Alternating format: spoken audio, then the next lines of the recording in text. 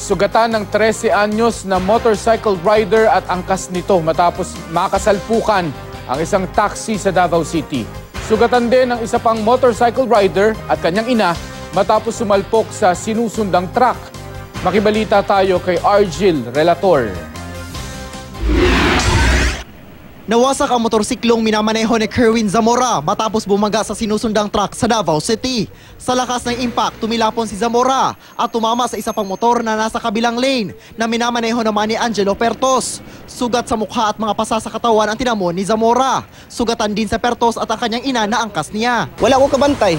Ang tao na ni gukod sa kwa dito nga na daw na bangga sa akong lubot. Dahil sa insidente, huminto naman ang isa pang motor na sinasakyan ni na Edgar Lenaza at kanyang anak. Paghinto nila, nabangga naman sila ng kasunod na truck. Mabuti na lang hindi malakas ang pagkakabangga at ligtas ang mag-ama.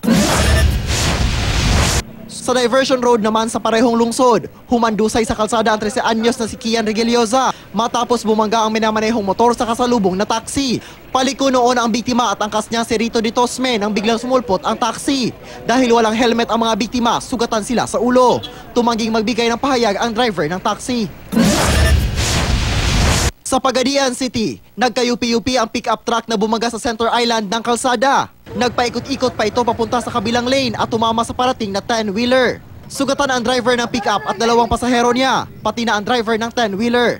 Hinala ng pulisya, lasing ang driver ng pick-up dahil galing lang daw sa inuman ang mga sakay nito. Walang pahayag ang mga nasangkot sa insidente.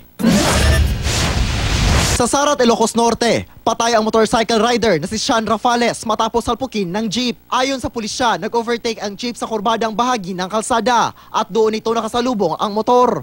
Pumailalim sa jeep ang rider na walang helmet. Sumuko ang tsuper ng jeep na aminadong nakainom. Argil Relator, Nagbabalita, Pilipinas.